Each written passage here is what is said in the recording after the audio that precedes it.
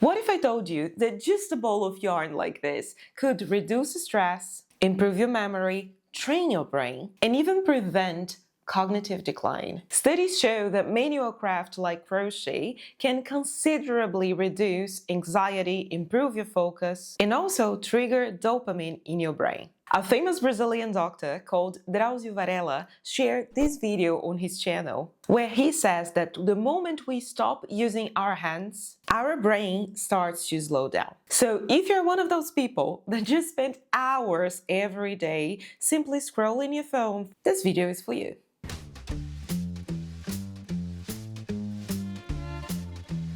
For most of human history, our hands were constantly working. We built tools, we carved wood, or we sewed our own clothes. But now things have changed drastically, and it has some impacts on the way our brain works and also on our cognitive functions. There are many studies from occupational therapy and neuroscience that shows that those fine motor activities can stimulate multiple areas of our brain at the same time. Many research shows that manual craft like crochet, knitting, embroidery, pottery, they activate parts of our brain connected to focus, emotional regulation, and problem solving. Let's take crochet here in this video as an example, because of course this is my craft. And that's something that I've been doing for more than a decade, both doing myself and also teaching. And I receive feedback from many people from all over the world sharing exactly the same thing, how much crochet helped them with their concentration, their memory, and also motor control. If you're new here in the channel, let me just give you a very brief introduction. I am an Amigurumi designer, and Amigurumi are those stuffed toys.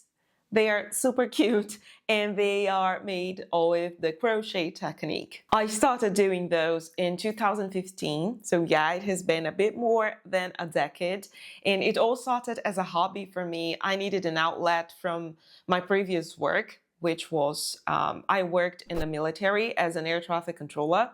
I did this again for over a decade, and I needed an outlet. And while crocheting, I found out something in me that perhaps I didn't even know existed. I found out that I was way more creative than I thought, but also while crocheting and developing my skills, techniques, and learning more and more, it helped with my anxiety, my stress, and also my problem-solving skills. I think I am nowadays way more resourceful than I was before starting the craft. I now have this amazing YouTube community. I have 3 books published, and spoiler alert, there is a 4th one coming this year, but that will be a conversation for another time. And I think crochet is one of the most constant things in my life over this past decade, and it saved me. It actually saved me from one of the darkest periods of my life. And I totally recommend you do it. But that was my brief introduction. We can get back to the reasons why you should crochet as well. And if you already do, I know that you will relate to many of the things that I'll share in today's video. Something that is very common, and I hear from everyone that crochets, is that they don't even realize how much the time passed while they were doing the activity. And that's not a coincidence. That's what psychologists would call the flow state. I've read this book called Craft Psychology, which is really, really interesting. I talked about this book briefly in another video here on the channel. I could relate so much to so many things that were written in this book.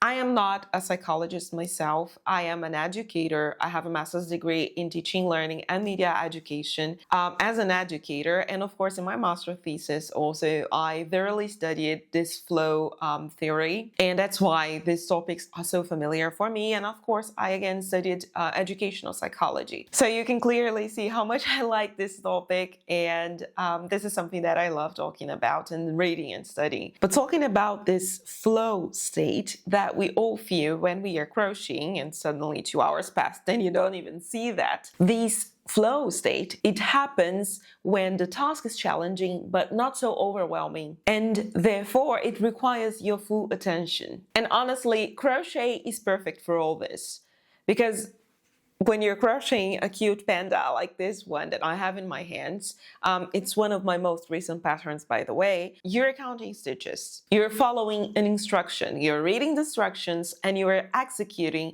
every step of those instructions to get to this result. It's like assembling an IKEA furniture. You need to read, you need to identify the drawings, the graphics, and you execute in order to have the furniture mounted in the end. So basically, your brain gets completely absorbed in the activity that you're doing. So when you're in this flow, your stress levels drop and your brain gets a break from anxiety. Isn't that awesome? One of the things that I like the most about this book here, for example, is that not only it talks about the theories and the study, go deep into the study itself, but also throughout the pages, there are those circles here. I think you can see this bluish, greenish, I think it's blue, circles, and you see them all over the book. Just because I want to show, I'm not seeing them now. Yeah, like these pages. And in those circles throughout the book, these are basically reports from the people that were interviewed to make this research. And in addition to all the things that I'm mentioning here in this video, all the benefits, people also say how much craft improved their mood, helped them manage chronic pain.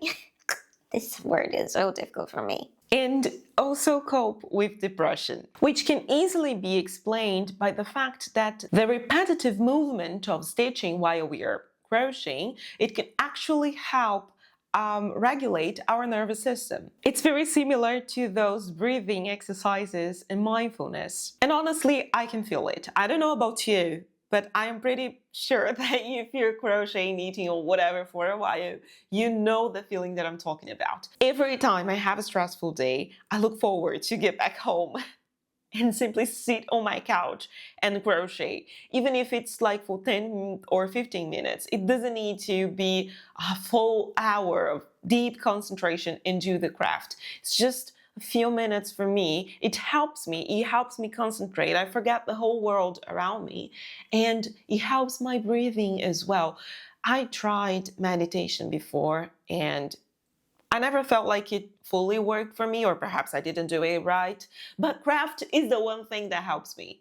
And I'm talking all the time about crochet, but last year I was in a creative block, and of course if crochet is what I do the most and I was in a creative block, I needed to do something else. And I tried pottery. I loved it so much. I wanted to stop everything and start doing pottery for my life. But after doing this pottery workshop that took like 3 or 4 hours, my creativity was back again. Simply because for these 3 and 4 hours, I disconnected from the world. And you really feel like your breathing gets back to a normal state, your thoughts quiet down, and it's like a brain reset. Crochet can also train your problem solving.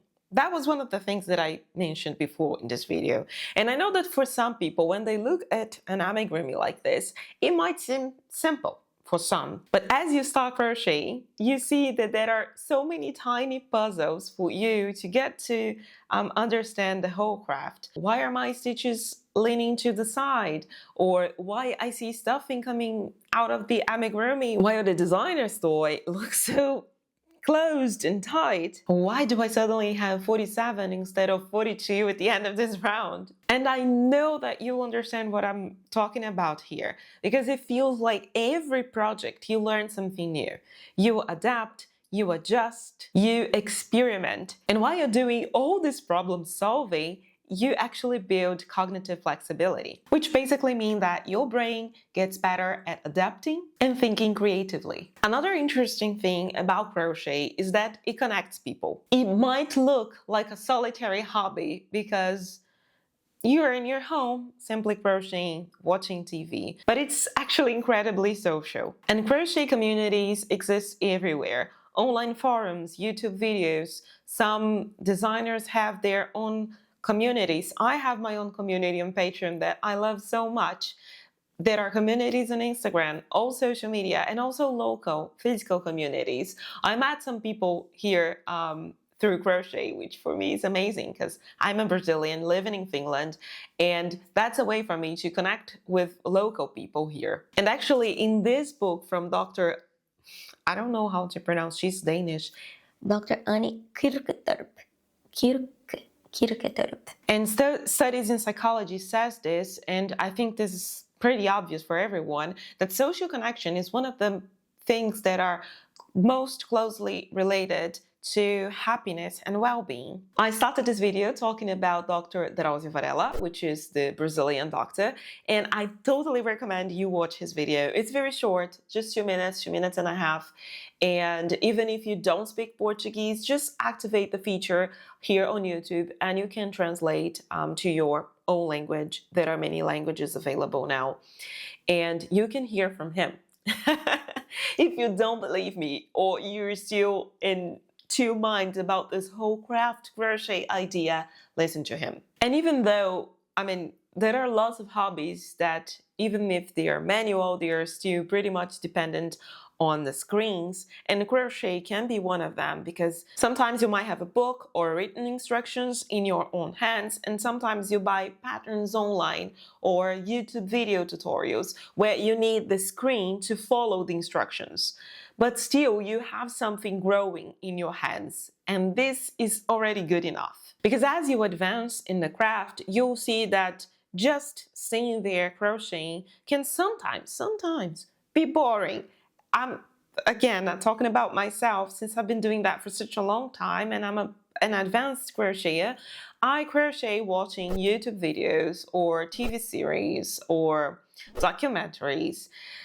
And even though I'm still connected to the screen, I have something being created with my hands. I'm still refining my motor skills. I am counting stitches. And when this pattern or this moment of the crochet project that I'm working gets a bit more complicated, I need to pause. I pause whatever I'm watching, I get back to crochet, and the moment it starts to be a bit more monotonous, I get back to the screen and do them both activities together, which, by the way, is also explained in this book here. It's really good. It's not sponsored. I don't even know this person, by the way. I don't even know her. And this video is not sponsored at all. It's just because I really liked the book. And I think that if you like crafts, you probably like it too. But hey, now it's my moment for my research here. And I would love to hear from you. If you already crochet, tell me, why did you fall in love with it? And if you have never tried it, perhaps this is your sign. Subscribe here to the channel so you won't miss any new tips, tricks, tutorials, and videos that I bring here every week. And I would love to be with you in your Amigurumi journey. But now I'll leave you this video here, because I'm pretty sure you're going to like it too.